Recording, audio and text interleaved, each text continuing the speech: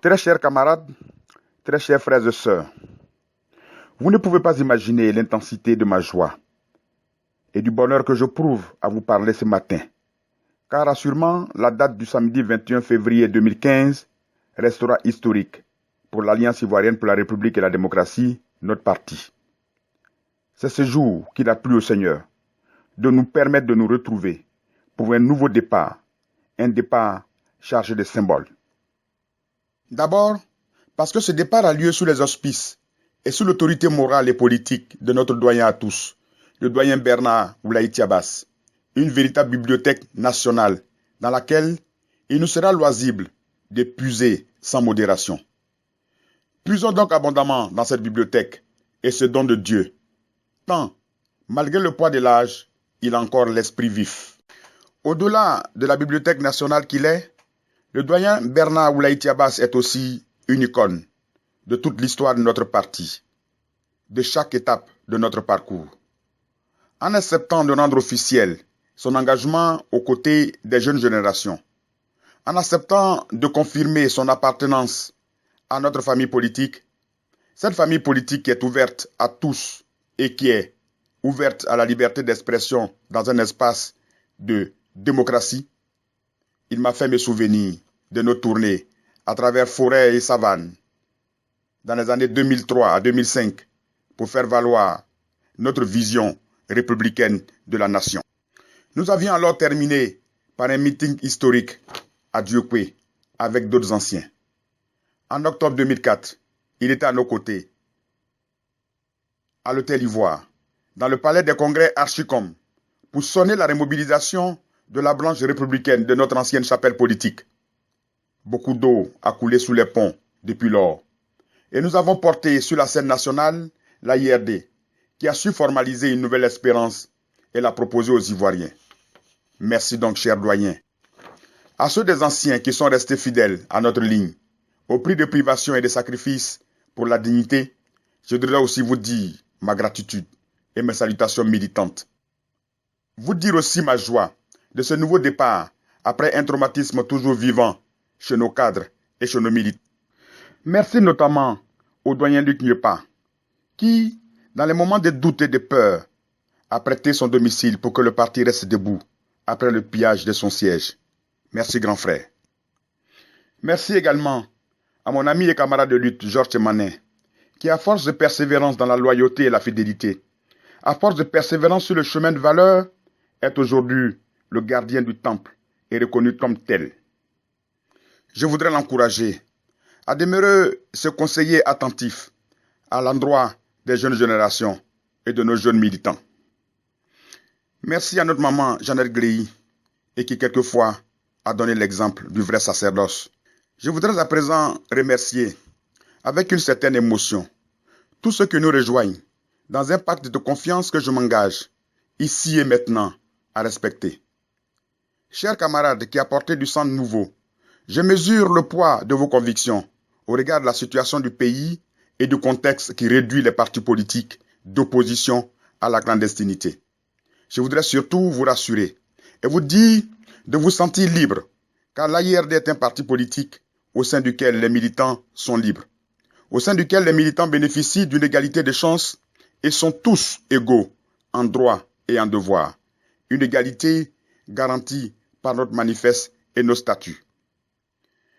Du président du parti aux militants de base, en passant par les membres du bureau politique et des autres instances, nos droits et devoirs sont les mêmes. Nous sommes d'abord les militants et nous adhérons à l'AIRD et nous y agissons en tant que militants égaux, dans un esprit d'amitié et de fraternité. Que chacun prenne donc la mesure de sa place, la mesure de sa mission importante et cruciale pour le pays. Camarades, prends la mesure de l'espérance que ton adhésion à l'AIRD représente. Je parlais plus haut d'un pacte de confiance que nous avons su établir et faire prospérer malgré la distance qui en ajoute à l'exceptionnel partage des valeurs que nous avons en commun. Il est certainement plus facile et plus durable de s'entendre quand on est unis par des valeurs.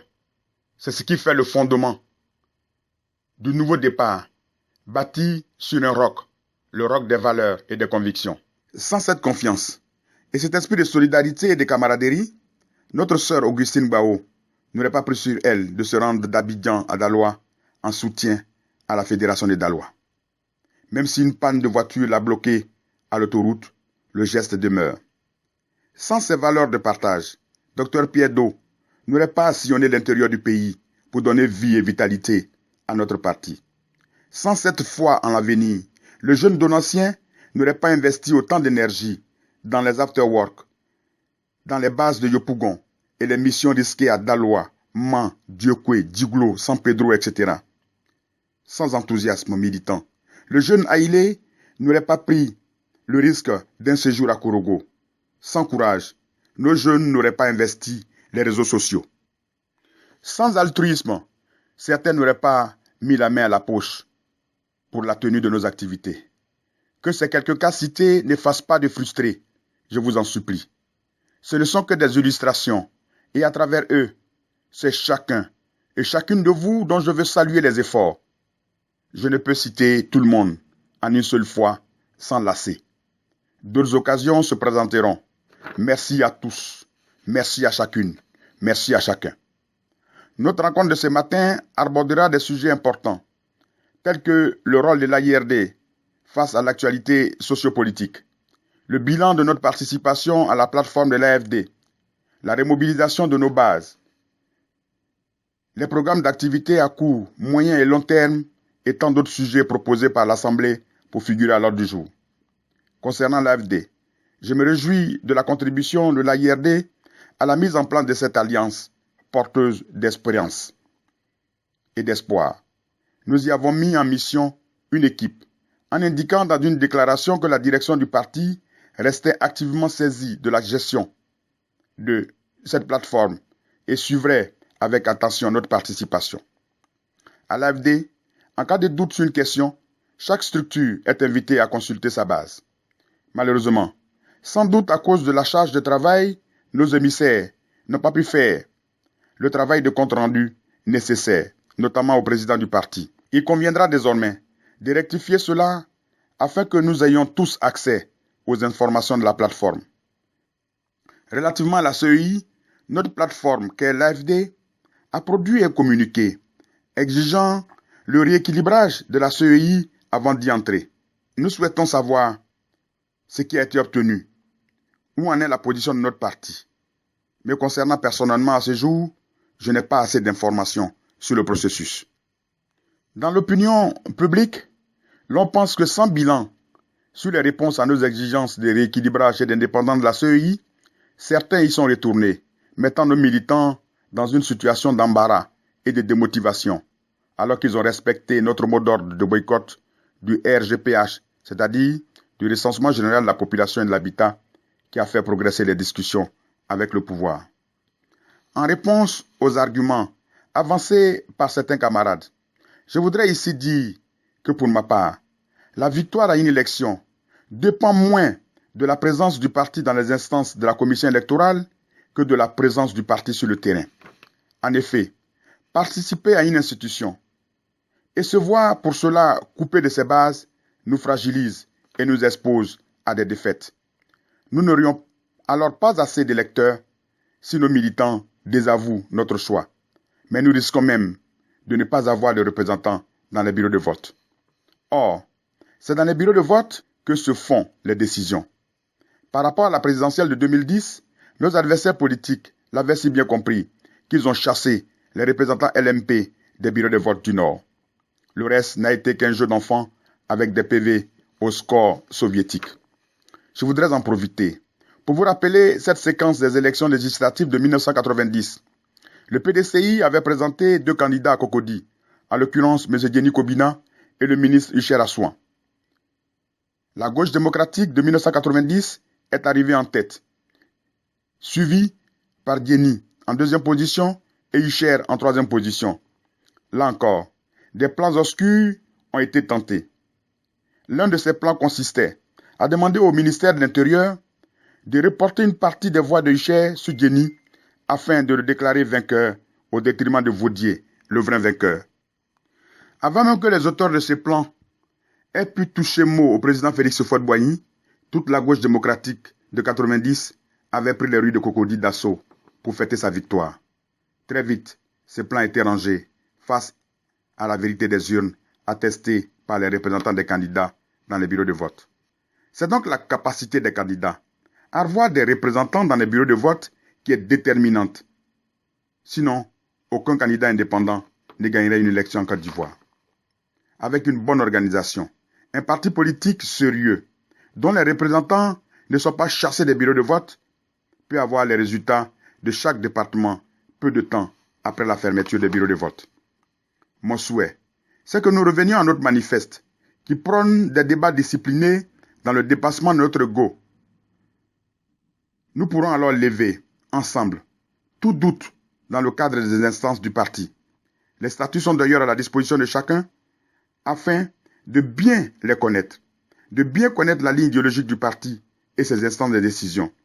Mon souhait, c'est aussi que chacune et chacun prenne sa place au sein de ces instances, qu'elles soient locales ou nationales.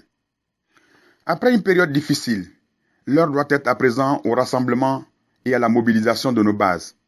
Nous pouvons convenir que le mot d'ordre que nous nous passons à compter de ce jour est celui de la remobilisation de nos bases afin de donner à notre parti une vitalité de terrain, afin de donner à notre parti une présence réelle sur le terrain, afin de faire connaître notre parti et son projet de société aux Ivoiriens.